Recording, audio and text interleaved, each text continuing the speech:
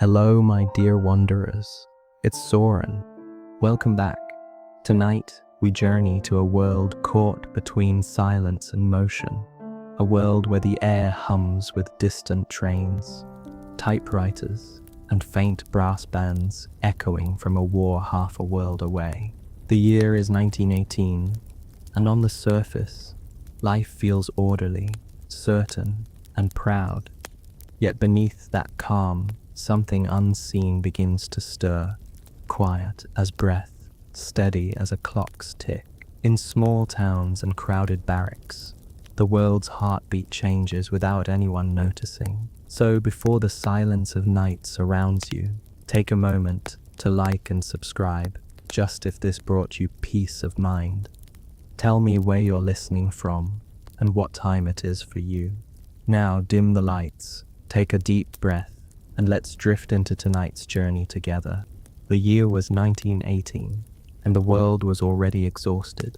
4 years of war had drained the spirits from cities and fields alike, leaving behind a tired civilization that mistook silence for peace. Men were still dying in the trenches of Europe, and the skies above France trembled with the dull thunder of artillery.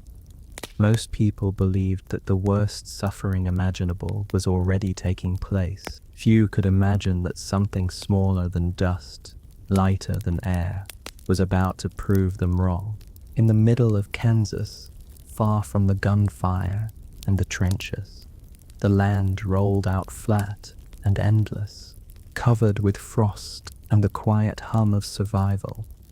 It was a place where time moved with the wind. Haskell County sat at the heart of it, a patchwork of farms, each holding a family accustomed to the rhythm of the seasons. In January of that year, a local doctor named Loring Minor began to notice something strange among his patients. Minor was no alarmist. He was the kind of small-town physician who kept handwritten notes and accepted eggs or bread when money was scarce. He knew what influenza looked like. It came and went most winters, taking a few people, inconveniencing many, and then fading like fog. But what he saw that winter was different. Strong, young adults were falling ill and dying quickly, sometimes within 2 days. Their fevers rose impossibly high. Their faces turned an eerie purplish color, and they gasped for breath as if drowning on dry land. Concerned, Minor wrote a formal warning to the U.S. Public Health Service, describing what he called an epidemic of influenza of a severe type. His letter appeared in a government bulletin and was promptly ignored. The Great War was the world's priority, and Kansas was just farmland in the middle of nowhere. No one thought history could start there, but history, as it often does, was already on the move. Many of Haskell County's young men had been drafted. They packed their duffels, said their goodbyes, and boarded trains bound for Camp Funston, a sprawling military training site within the Fort Riley complex. At any given time, more than 50,000 soldiers lived there, packed into wooden barracks that smelled of sweat, wool, and coal smoke. The air inside was thick and warm, sealed against the Kansas cold. It was, unknowingly, the perfect incubator for a respiratory virus. On March 4th, 1918, a company cook named Albert Gitchell reported to the infirmary with a fever, sore throat, and body aches. By lunchtime, more than 100 soldiers followed him in with the same symptoms. Within days, 500 were sick. The camp's hospital overflowed, and doctors began converting warehouses and hangars into makeshift wards. The illness spread so rapidly that it outpaced any attempt to track it. The military, pressed by wartime urgency, didn't slow its operations.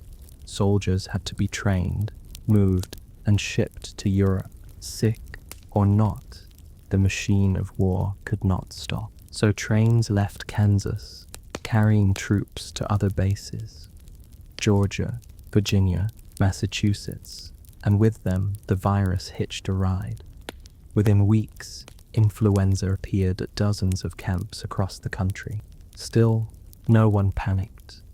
The cases, while numerous, weren't always fatal. In most soldiers, the illness lasted 3 or 4 days and then passed. Doctors assumed it was a seasonal flu. Newspapers, kept on a short leash by wartime censorship, printed reassuring notes about a 3-day fever that was mild in character. People moved on. The soldiers kept shipping out. By the time spring turned to summer, the virus had crossed the Atlantic aboard troop transports.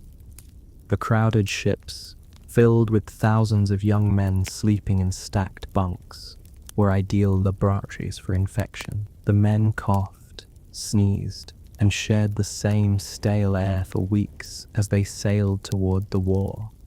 The virus disembarked with them in French ports like Brest and Bordeaux, then followed them into the trenches. The world was already sick with violence, and the flu simply joined the noise. It spread rapidly among Allied and German troops alike, slipping through front lines that barbed wire couldn't block. But this first wave, as it would later be called, was deceptive.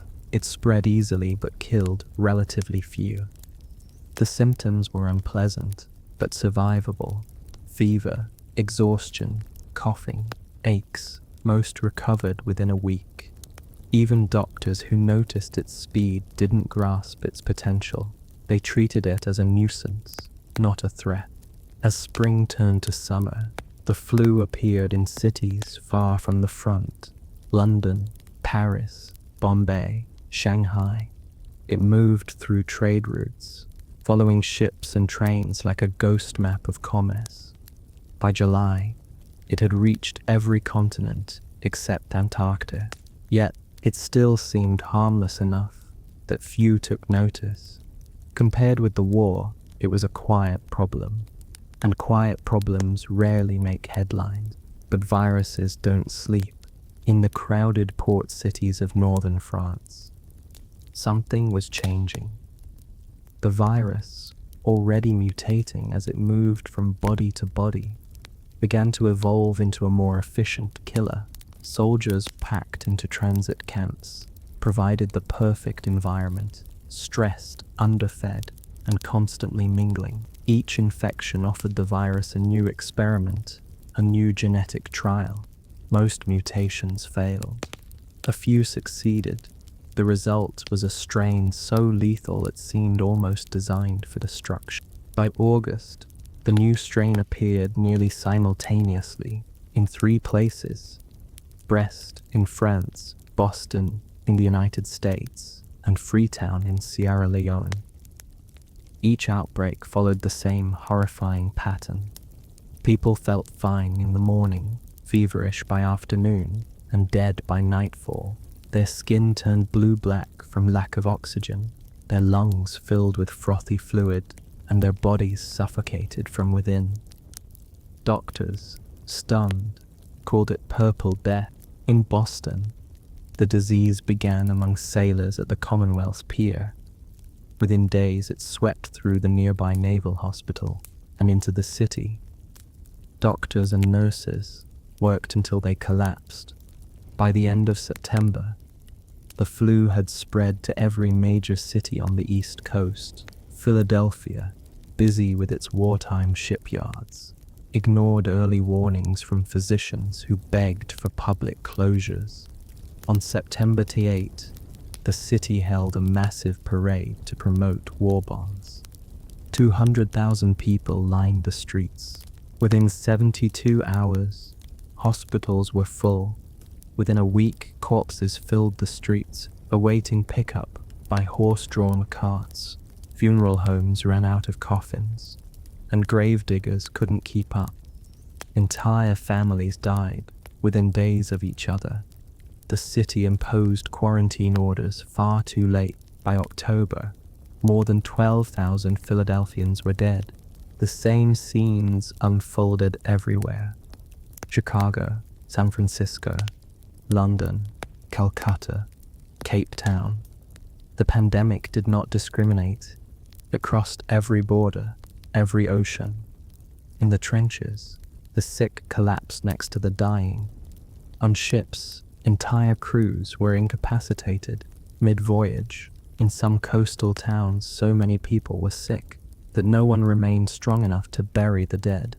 Doctors, desperate, tried everything: quinine, strychnine, even massive doses of aspirin, which sometimes worsened the bleeding in patients' lungs. They recommended bed rest, clean air, and prayers. None of it made much difference.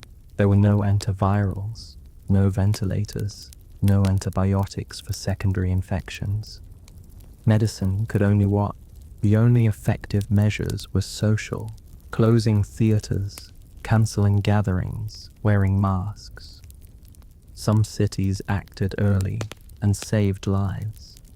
Others hesitated, afraid of economic backlash.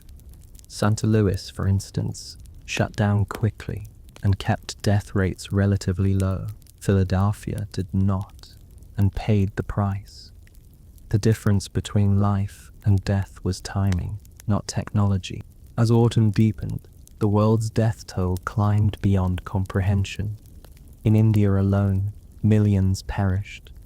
Many cremated along the Ganges because there was no space left for burial. In Persia, perhaps a quarter of the population died. In the Pacific, entire villages vanished. The numbers were so high that governments stopped counting.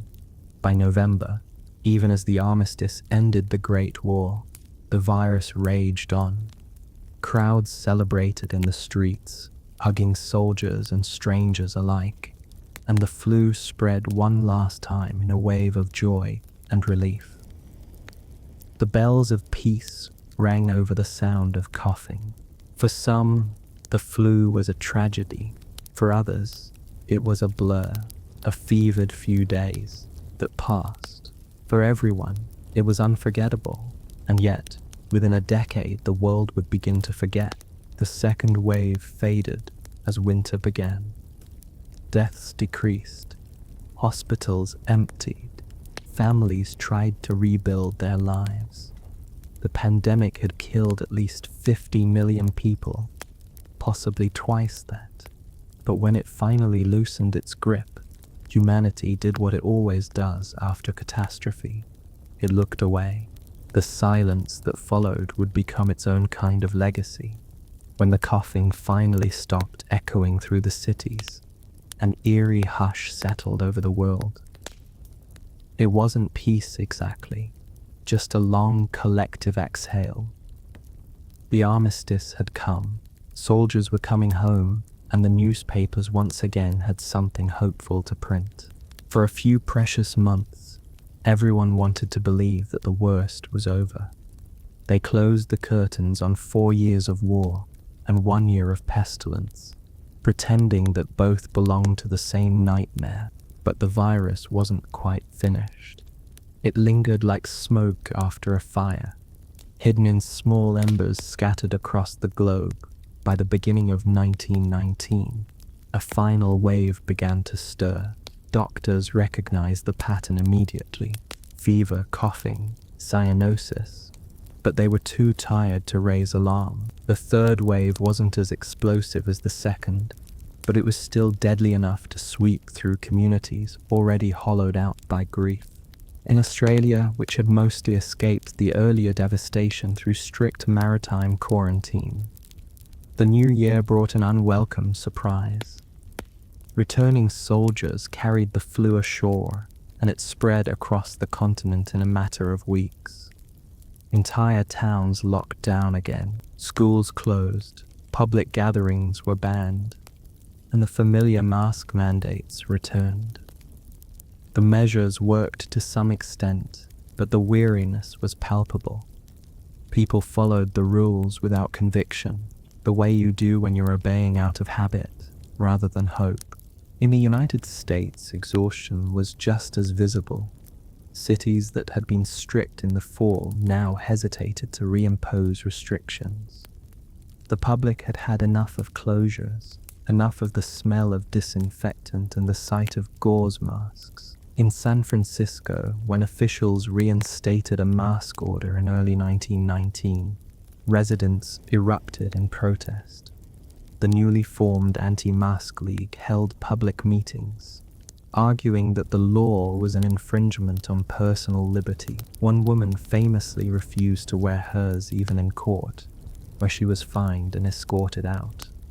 Her defiance became a small symbol of how frayed everyone's nerves had become.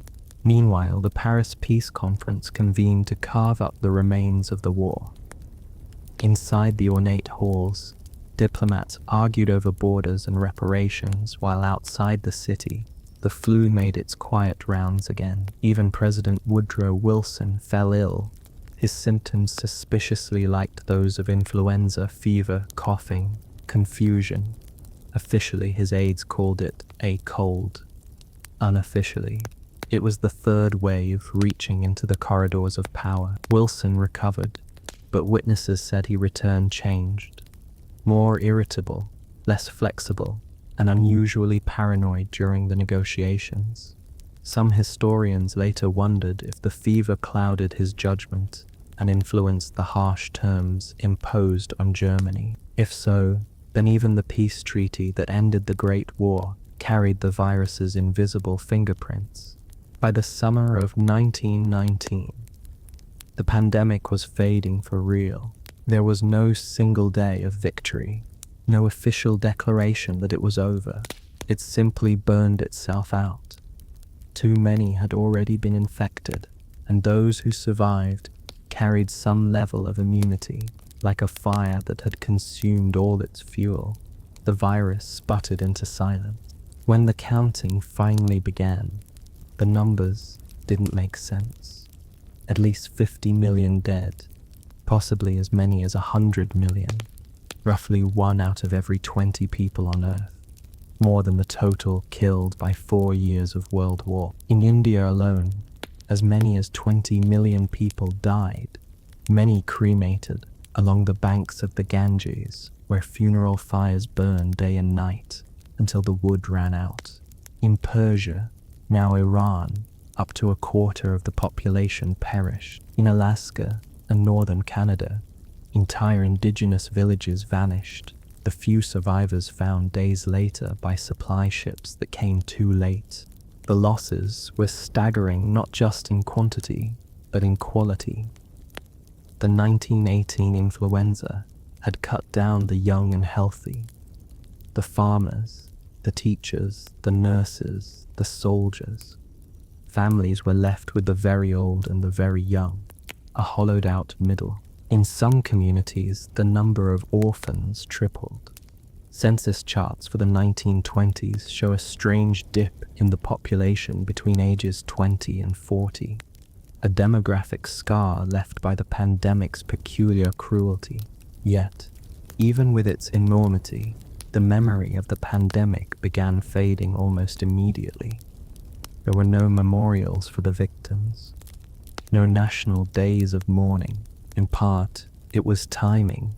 The war had already consumed the world's grief quota. People were eager to rebuild, to move forward, to celebrate survival rather than dwell on loss.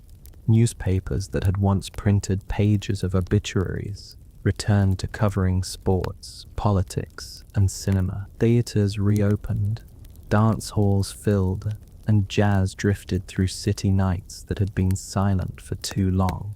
Psychologists would later call it collective amnesia. In truth, it was simple fatigue. People were tired of fear. They had lost enough and wanted to forget the rest. The pandemic became a family story, told in fragments. An aunt who died of the grip, a grandfather who barely pulled through. It slipped quietly out of history books and into private memory. But science didn't forget. Doctors and researchers, stunned by their own helplessness during the crisis, vowed to understand what had happened. The field of epidemiology, still young in 1918, began to grow. Governments, established national health ministries. In 1923, the League of Nations created its health organization, an early version of what would later become the World Health Organization. The experience of the flu convinced even the most skeptical politicians the disease could cripple nations as surely as war. For medicine, the pandemic had been a humiliation.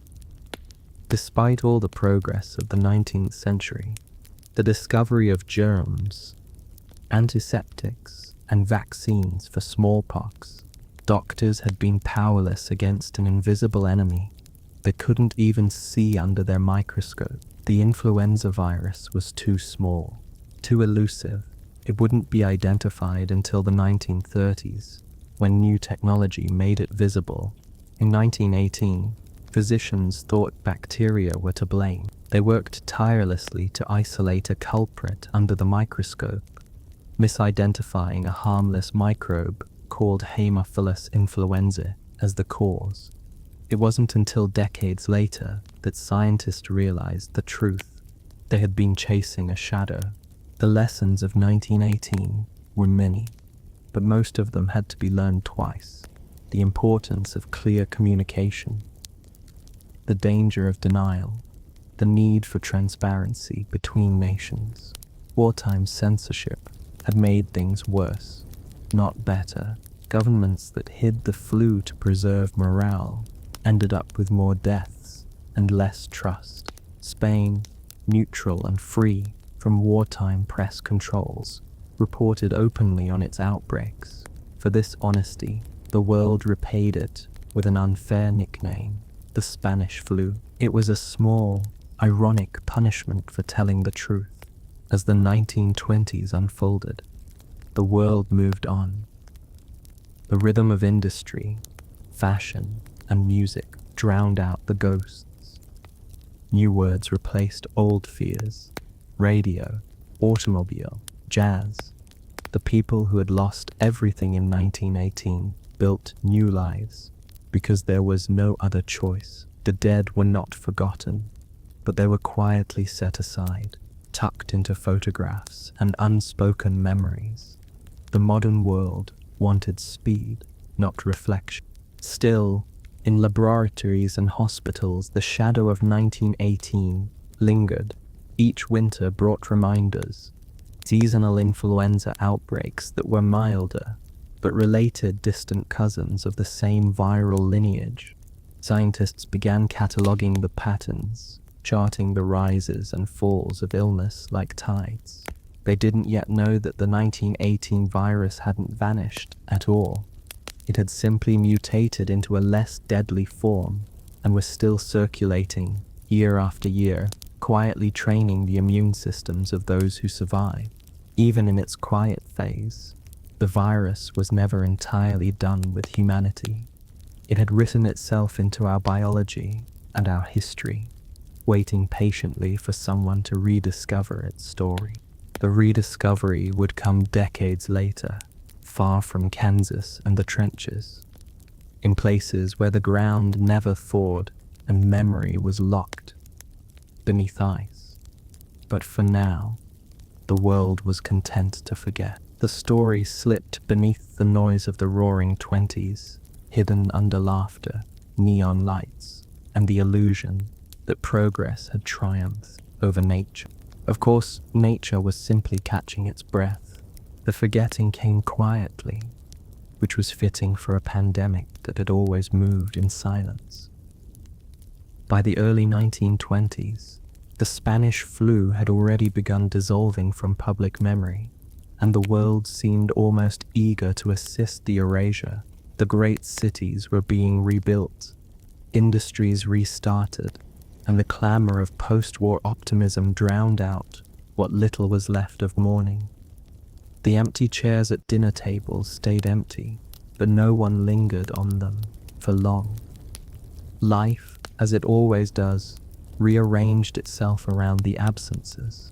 What made the forgetting so effortless wasn't conspiracy or denial, it was exhaustion. After 4 years of war and 2 years of disease, Humanity had nothing left to process trauma. The roaring 20s were, in a sense, a kind of manic laughter after the funeral. People wanted motion, noise, and novelty. Jazz records spun in bars. Automobiles filled the streets.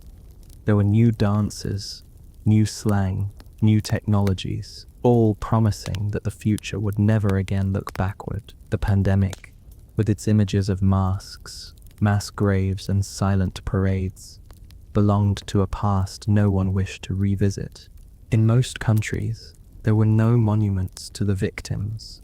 There were memorials for soldiers, of course, grand statues and solemn arches, but not for the millions who died in their beds or on the sidewalks of their towns. Their deaths were considered private tragedies, not public sacrifices. Historians later called it the Great Forgetting.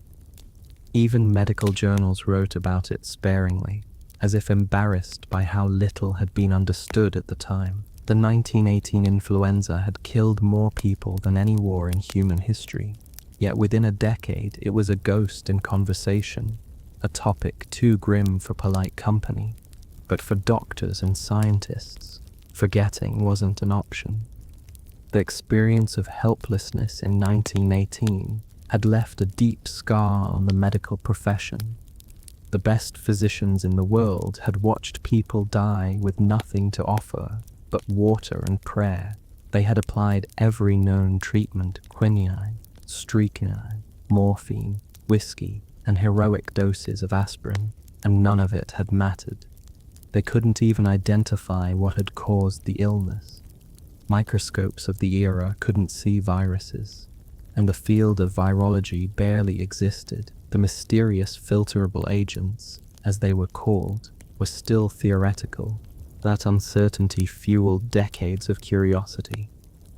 In the 1930s, scientists finally isolated the influenza virus, proving it wasn't bacterial at all, but a new type of microorganism, one that could only reproduce inside living cells. It was a revelation, but a bittersweet one. Knowing the enemy's name didn't yet mean knowing how to fight it. Vaccines and antivirals were still a long way off. Still, each small discovery brought medicine closer to understanding what had happened in 1918. Governments, too, had learned painful lessons. The pandemic had shown that disease could destabilize nations as easily as war. When the League of Nations was founded in 1919, one of its earliest branches was the Health Organization, a modest office tasked with sharing information about outbreaks, collecting data, and promoting sanitation. It was a bureaucratic seed that would eventually grow into the World Health Organization after the Second World War. Public health had become an international concern, and the ghost of 1918 was its unspoken inspiration. At the same time, something stranger was happening to the virus itself. It didn't vanish after 1919.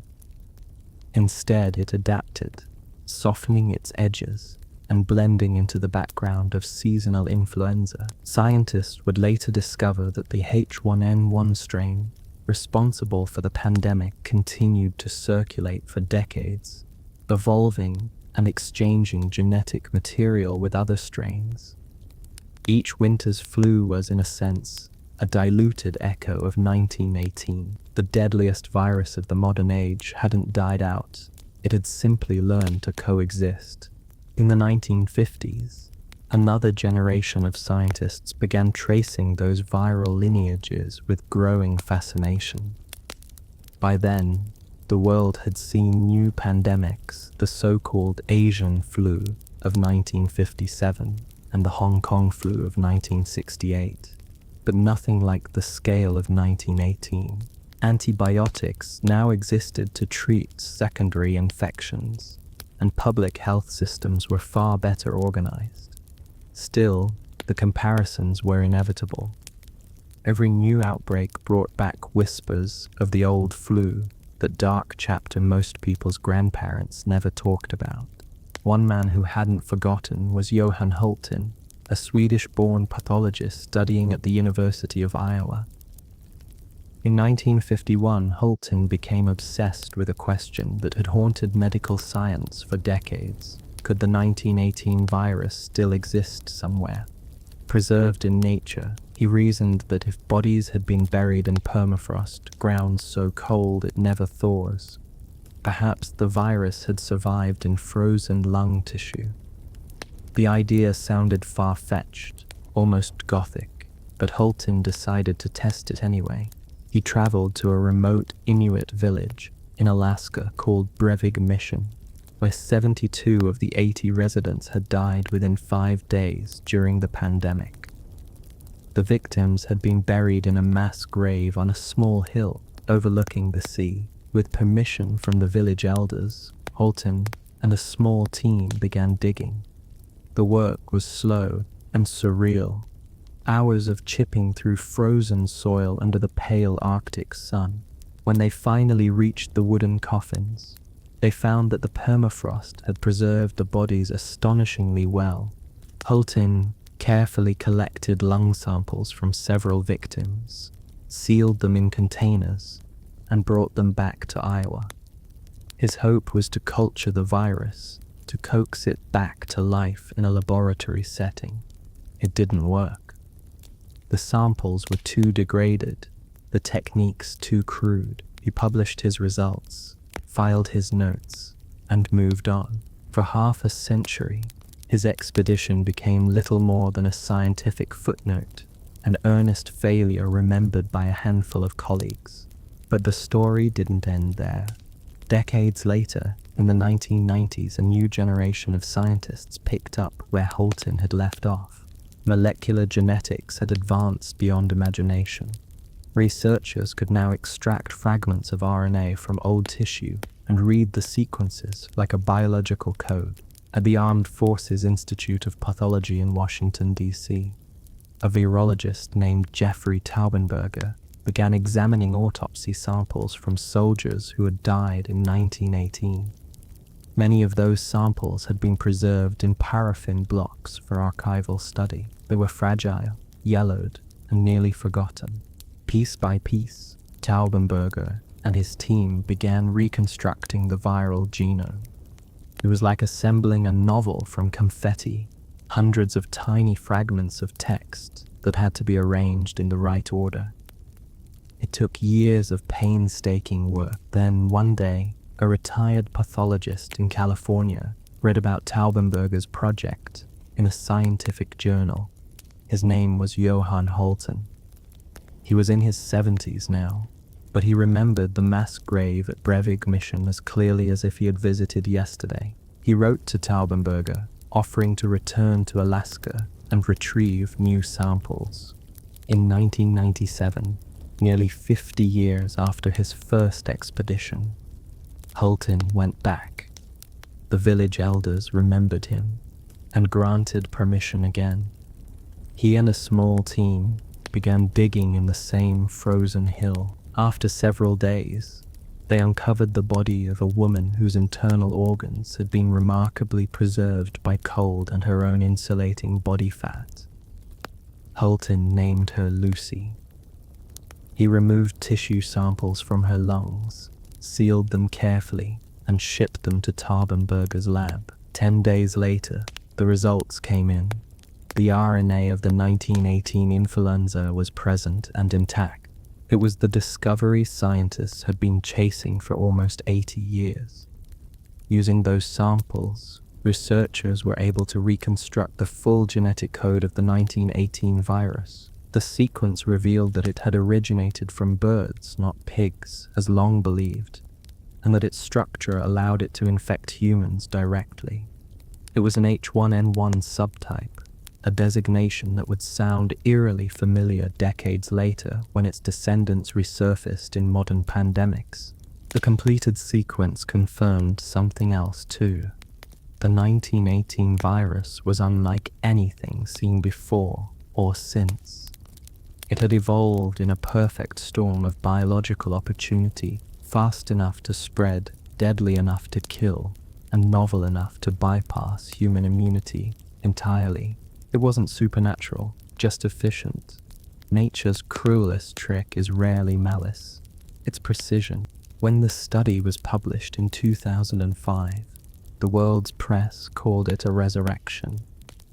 In truth, it was more like decoding a fossil. The virus wasn't alive, but its blueprint was. And from that blueprint came both knowledge and unease. Scientists could now identify the genetic markers that made the 1918 strain so deadly. They could also recognize those same mutations when they appeared in other viruses. In theory, that made humanity safe. In practice, it was a reminder that we were still playing the same game, just with better microscopes. The ghost of 1918 had been unearthed, examined, and catalogued, but it had never really been buried. When scientists finally held the entire genetic sequence of the 1918 virus in their hands, it felt like a victory, though one shadowed by unease. The work had taken nearly a century of persistence, failed experiments, and chance discoveries buried in ice. But now that the sequence existed, so did the question, what should humanity do with it? To understand a killer is noble. To rebuild one, less so. In 2005, when researchers published the genome, debate broke out quietly among scientists and loudly among ethicists. Some argued that recreating the virus in controlled laboratory conditions could help prepare for future pandemics, allowing scientists to test vaccines and antiviral drugs against a resurrected foe. Others warned that the act of resurrection itself bordered on hubris, a kind of biological necromancy that risked repeating old mistakes. The strain, after all, was classified as a biosafety level 4 pathogen, the highest level of danger known. It could only be handled in laboratories sealed tighter than bank vaults, where air was filtered twice before it left the room. Yet curiosity prevailed, as it usually does. For a few brief weeks in that secure environment, the 1918 virus lived again, not in people, but in the lungs of lab animals. The scientists watched through glass as it did exactly what it had done almost a century earlier: replicate rapidly, damage tissue, and trigger an overwhelming immune response. Even mice and ferrets, the standard test subjects, developed the same fatal inflammation seen in human victims. The researchers shut everything down and destroyed the samples after confirming their suspicions. The virus's lethality came not from a single mutation, but from an intricate balance of them. It was evolution's equivalent of a perfect storm. Still, the knowledge gained was invaluable. The reconstructed virus explained what had puzzled doctors for generations: why healthy young adults had been its primary victims. Their immune systems, strong and unaccustomed to this new invader, had overreacted violently, releasing cascades of inflammation that destroyed their own lungs. In essence, the body had killed itself defending itself. The virus had simply been the spark. That spark still smoldered in nature. Variants of H1N1 continued circulating in animals and humans, mutating as all influenza viruses do. Most were benign, a nuisance that filled pharmacies with cough syrup every winter. But some combinations were more dangerous. In 1957, a new H2N2 strain emerged in East Asia and spread rapidly worldwide, killing over 1 million people. In 1968, another reshuffled strain, H3N2, did the same. Scientists noted that while those later pandemics were milder, they followed eerily familiar patterns: sudden emergence, global spread within months, and a death toll that landed unevenly across continents. Each time, the medical infrastructure of the world responded faster. Vaccines were developed within months instead of years. Antibiotics reduced deaths from pneumonia. the common secondary infection that had killed so many in 1918, but the virus always stayed one step ahead, mutating just enough to keep humanity guessing. Influenza's great advantage was its unpredictability. It could reinvent itself endlessly, trading genes with its cousins in birds and pigs, reshuffling its molecular deck like a gambler who never tires of the game. By the 1970s, one of those older strains, the direct descendant of the 1918 virus, mysteriously disappeared from human circulation. Then in 1977, it returned, almost unchained. Scientists were baffled. The genetic profile of the reappearing H1N1 strain looked nearly identical to samples frozen in the 1950s, as though someone had accidentally or deliberately released it from a laboratory freezer. The reemergence was mild, but unsettling. The past had a way of leaking back into the present, molecule by molecule.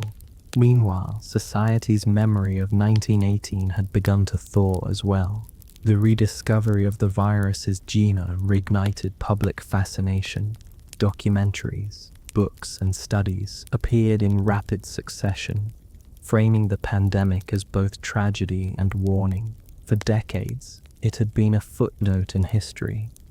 Now it was being studied like scripture.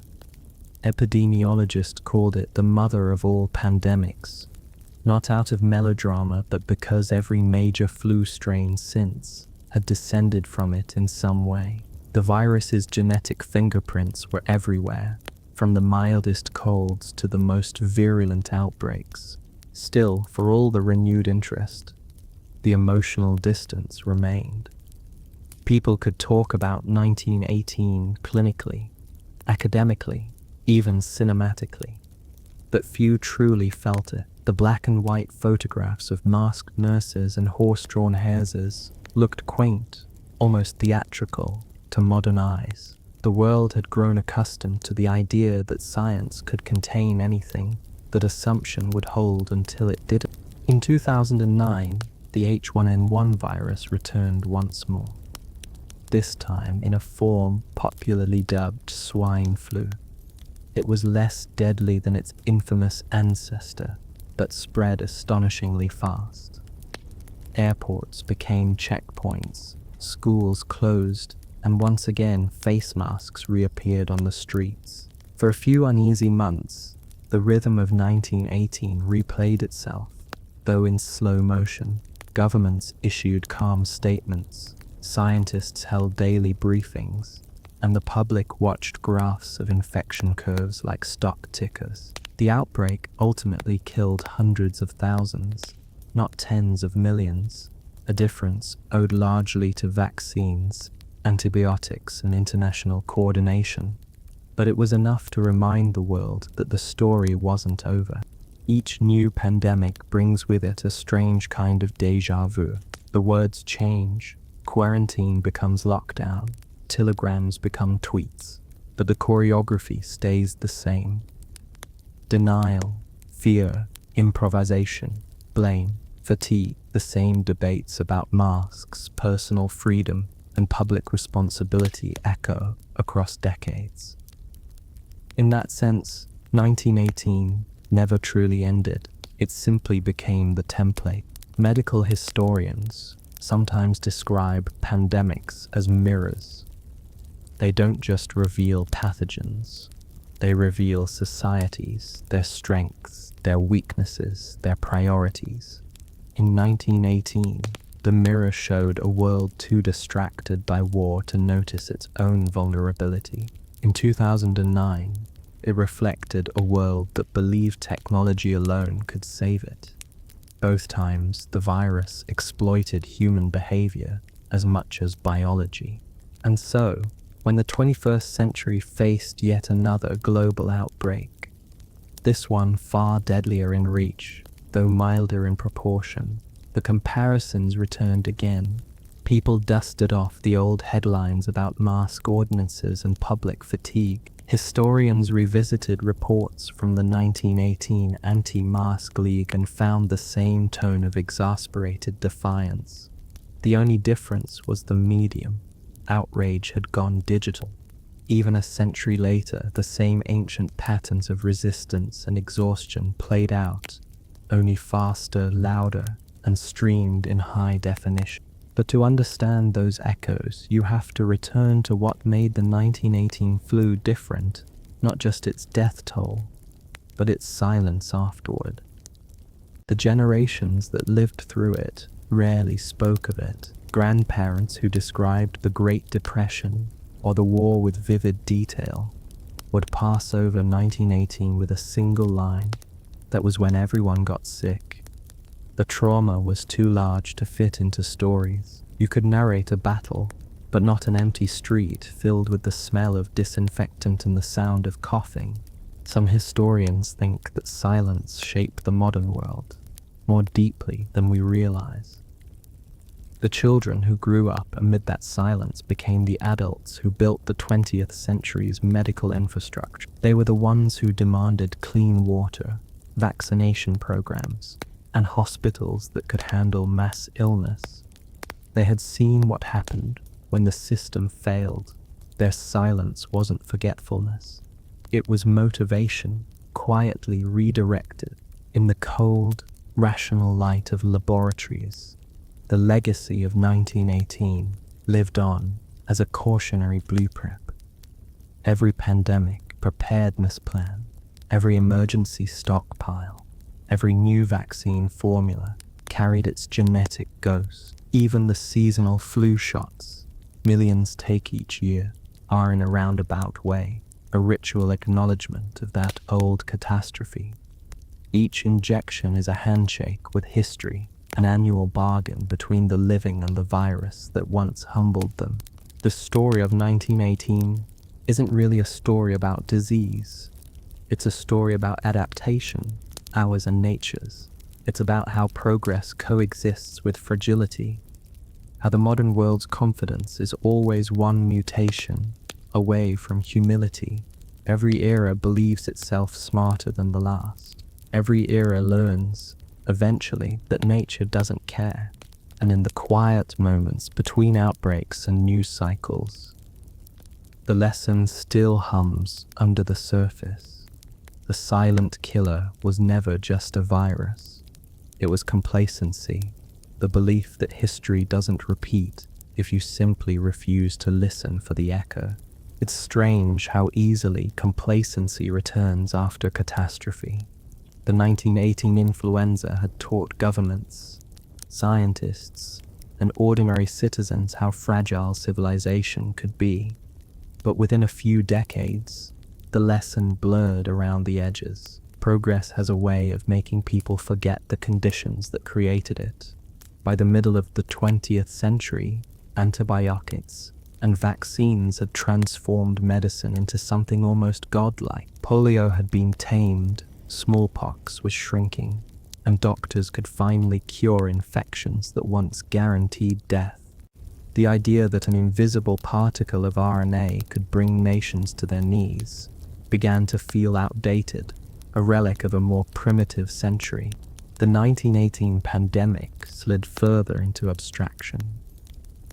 It became a line in textbooks, a case study for epidemiologists, or a grim curiosity for historians. It rarely appeared in films or novels, and when it did, it was overshadowed by the more cinematic violence of war. The First World War had heroes and villains, uniforms and parades. The flu had none of that. It was shapeless, unphotogenic. You couldn't film a virus with a hand-cranked camera, and you couldn't write a stirring speech about washing your hands. Even so, a few scientists kept chasing the ghost. They collected data from old death certificates, mapped the spread, and built primitive models of infection curves. Their work didn't make headlines. It was dry, mathematical, and lacking the drama of trench warfare or moon landings. Yet those forgotten graphs quietly shaped the modern science of epidemiology. When the world later faced new diseases, SARS, Ebola, H1N1, those old models became the foundation for predicting how contagion travels. Every line on every chart was, in some way, an echo of 1918's chaos turned into geometry. The larger public, though, barely remembered the name. The Spanish flu sounded quaint, like a dance step or a forgotten cocktail. School children learned about the Great War and the Great Depression, but not the great pandemic sandwiched between them. It was as if the human mind could only hold two global disasters at once, and the flu drew the short straw. Families that had lost loved ones rarely spoke of it. The memory was too heavy, and there was no narrative comfort, no victory, no moral. It was just loss on a scale that defied language. But beneath the surface, the world was still rearranging itself around what 1918 had revealed. Cities expanded their public health systems. Hospitals standardized sanitation and reporting practices. Governments built the early networks that would later evolve into the World Health Organization. Even the notion of flattening the curve, the now familiar phrase used to describe slowing an outbreak, had its roots in studies of the Spanish flu. Researchers noticed that cities which imposed distancing measures early, like St. Louis, fared dramatically better than those that delayed, like Philadelphia. It was a simple lesson: act fast, even if it feels unnecessary. The problem was that acting fast rarely felt politically convenient. Through the middle decades of the 20th century, the virus itself kept changing costumes. Each new flu season was a rehearsal, each pandemic a remake. The 1957 Asian flu, the 1968 Hong Kong flu, the 2009 swine flu, all of them traced their genetic lineage back to that single strain that had once leapt from birds to humans somewhere near the end of the Great War. None were as catastrophic, but each carried fragments of the same code, a biological memory of 1918. Meanwhile, the human memory remained unreliable by the late 1990s, when Johann Hultin and Jeffrey Taubenberger finally reconstructed the virus's genome. Journalists called it a resurrection, though it was more like archaeology. The discovery jolted public awareness for a moment, but then faded into the usual scientific background noise. A few documentaries aired on public television. A handful of articles warned about the dangers of lab leaks or the unpredictability of nature. Then the headlines moved on.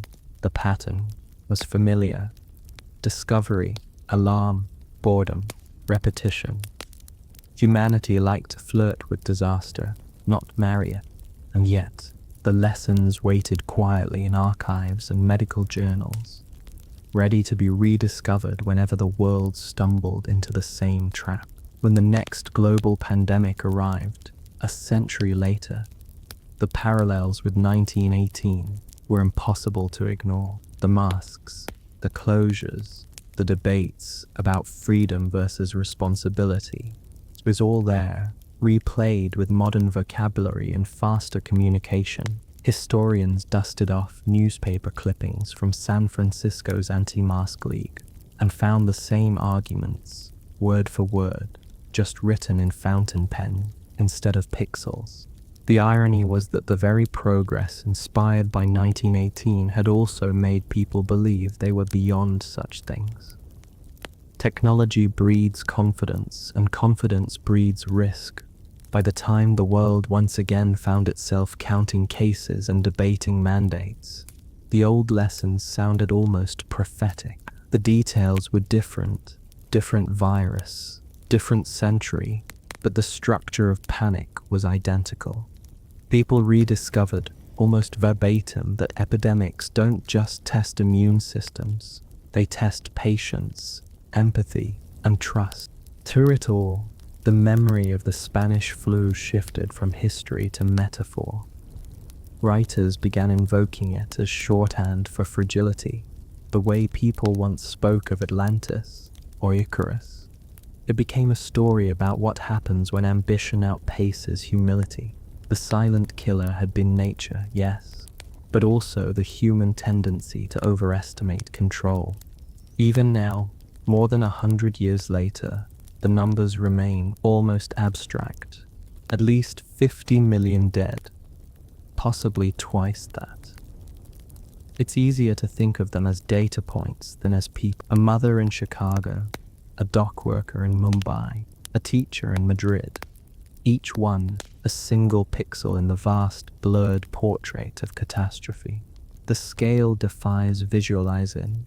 You could read one name per second for an entire week and still not finish. The silence that followed wasn't just grief. It was the sound of a species hitting the limits of comprehension. And yet, some traces endure in old cemeteries.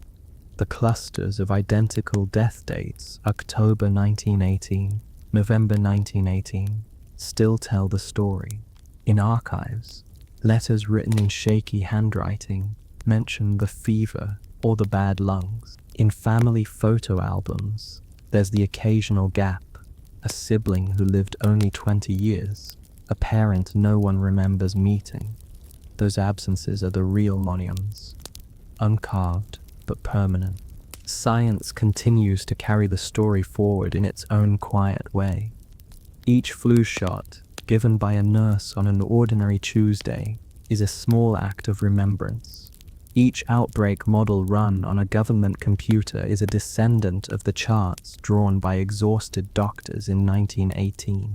The modern world hums with invisible memorials, data, protocols, emergency plans. The living rarely notice them, but they're there, built on lessons written in the language of loss. And perhaps that's what the story of the 1918 flu ultimately became. Not a warning shouted across centuries, but a whisper embedded in routine. The virus that once turned cities into morgues now lingers in seasonal waves that most people treat with a shrug. It's humbling in its own way to realize that the deadliest pandemic in modern history ended not with a grand finale, but with paperwork, meetings, and annual booster shots. Progress doesn't erase the past, it just folds it into policy. By the time the century turned, the pandemic had fully completed its transformation from event to echo. What had once been terror became trivia. The phrase Spanish flu now lived mostly in crossword puzzles, history lectures, and the quiet obsession of epidemiologists who could still hear its rhythm in the background noise of modern life. The silent killer, as it turned out, hadn't vanished. It had simply changed frequency, drifting below the threshold of everyday awareness. Still there, still humming, waiting for anyone who cared to listen. The story of the 1918 flu lingers not only in data but in behavior, quiet habits that most people never associate with its legacy, the obsession with hand washing, the expectation that governments release health bulletins, even the design of hospital ventilation systems. All trace their lineage to that moment when the world first realized air itself could betray you. The pandemic rewired civilization at the molecular level, embedding caution into the architecture of daily life. By the 1920s, the idea of public health had become something tangible, an institution rather than an abstract moral duty. Before 1918, illness was largely considered a private matter. Afterward, it was a matter of infrastructure. Cities began chlorinating water, monitoring sewage, and inspecting food supplies. The bureaucratic machinery that later handled vaccinations, emergency planning, and sanitation was born from the wreckage of the flu.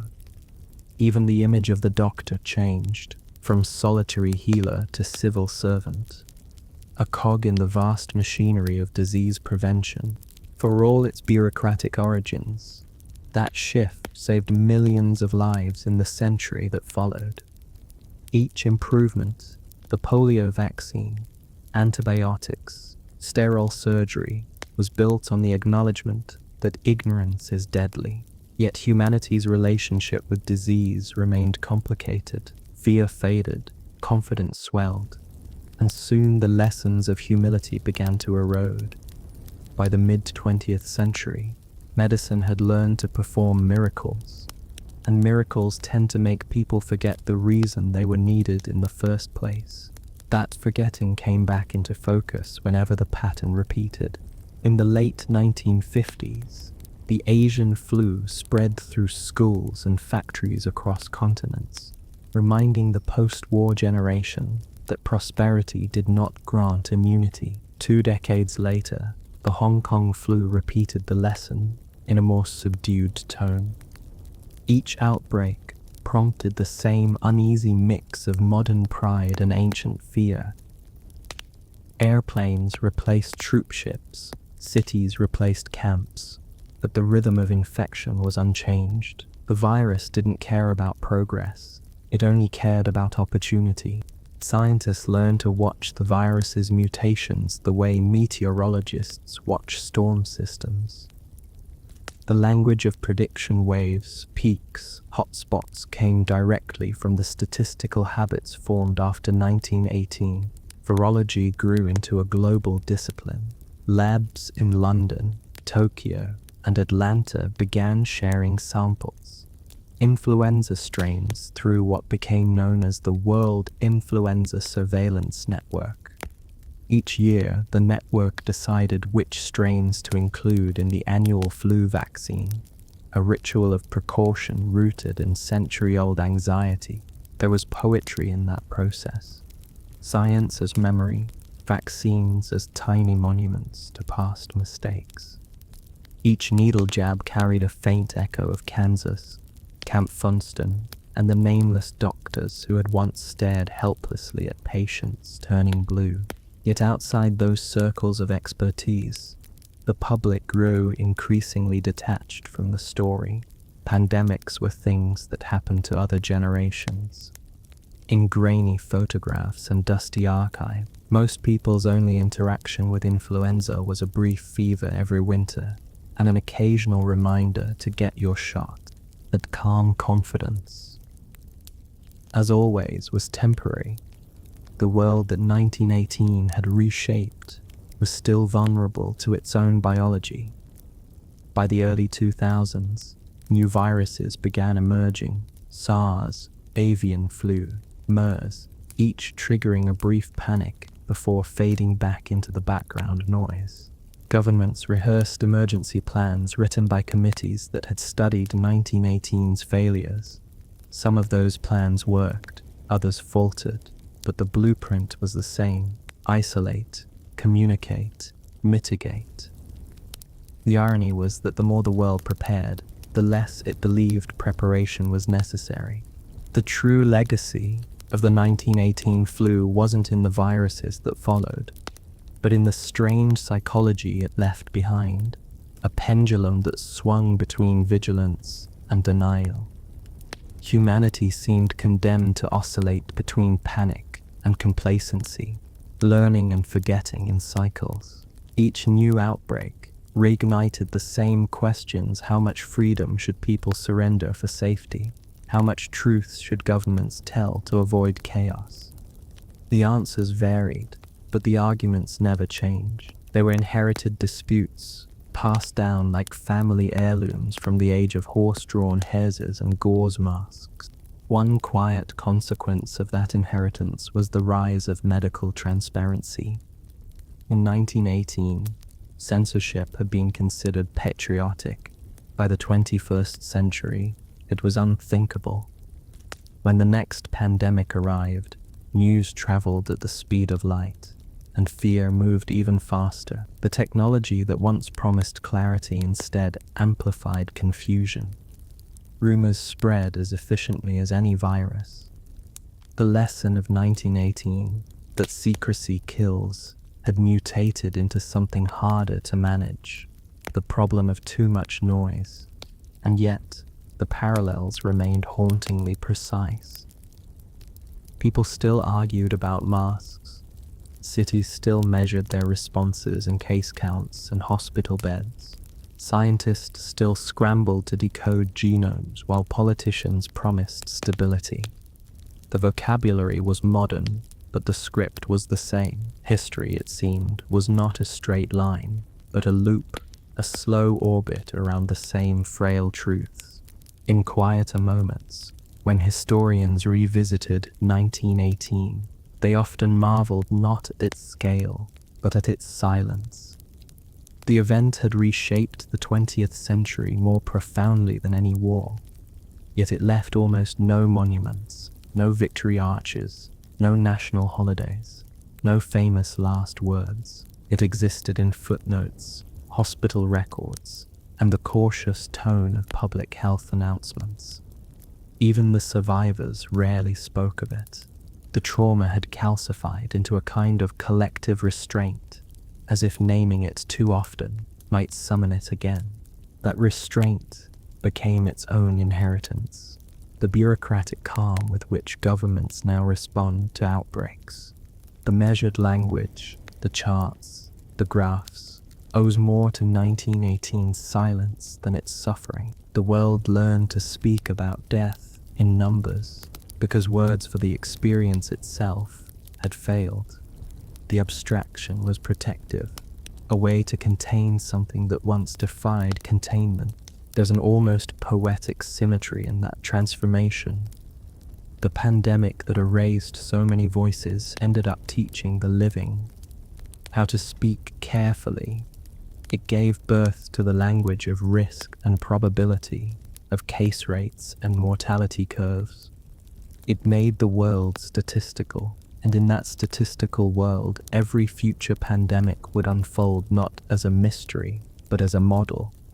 People would track their fear through graphs instead of funerals, and somehow that would feel like progress.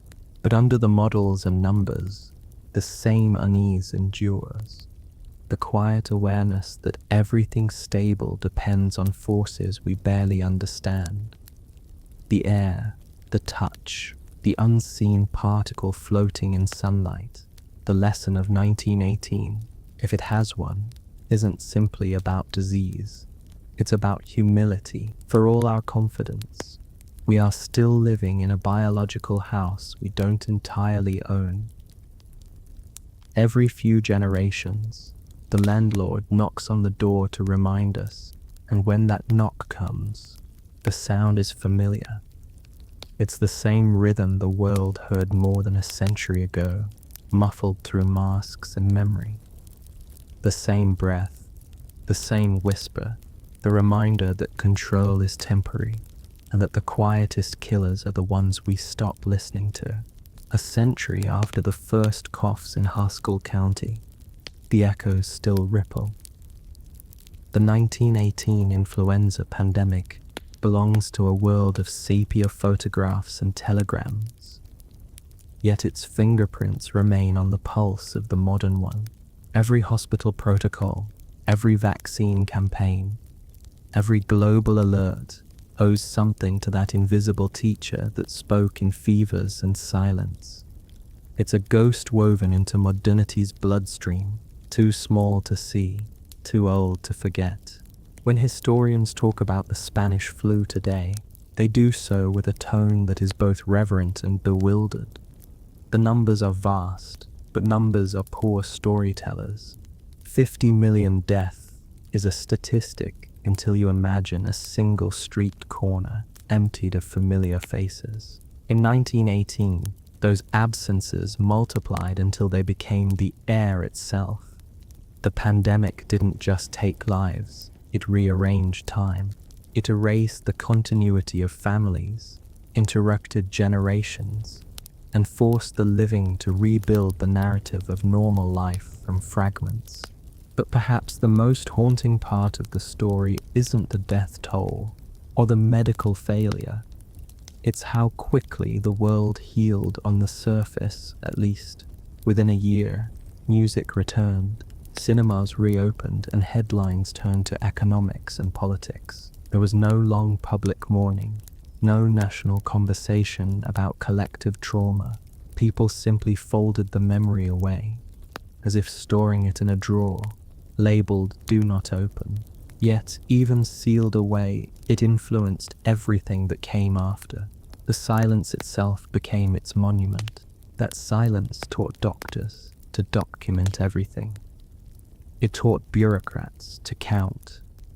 It taught nations to create health ministries and to watch for patterns.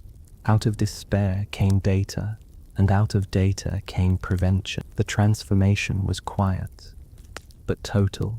The age of intuition gave way to the age of evidence. Medicine began to quantify life, to predict illness before it arrived. Humanity had learned that ignorance was fatal, and that the smallest things required the greatest attention. And yet, each generation had to rediscover the lesson on its own. The 1957 and 1968 pandemics reminded the post-war world that comfort doesn't equal safety. The 2009 flu reminded the digital age that information travels faster than immunity. And the pandemic of the 2020s, one that arrived exactly a century after the first, proved that technology cannot outpace biology. Despite satellites, algorithms, and instant communication, the same patterns re-emerged. Denial, fear, blame, fatigue, a century of progress, and still the same choreography, just played in brighter colors and sharper focus. It's easy to feel discouraged by that repetition, but history's comfort lies in its rhythm. Each time, humanity survives. Not unscarred, not unchanged, but intact enough to rebuild. The 1918 flu was not the end of the world, though to those who lived through it, it surely felt like it. It was simply another reminder that resilience is quieter than panic. People endured by doing small things, nursing the sick, keeping diaries, lighting candles, and reopening shops. Survival, it turned out, was mundane work. There's an understated beauty in how the 1918 pandemic shaped empathy. The experience of isolation, fear, and helplessness made people reconsider what connected them.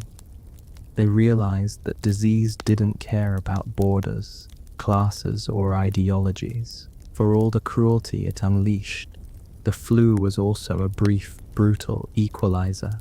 Monarchs and miners, poets and soldiers, all gasped for the same breath. That shared vulnerability planted the idea that health is a collective endeavor, public good, not private luck. Modern public health campaigns still speak in that language, even if they don't remember where it came from. Wash your hands, cover your cough, get vaccinated.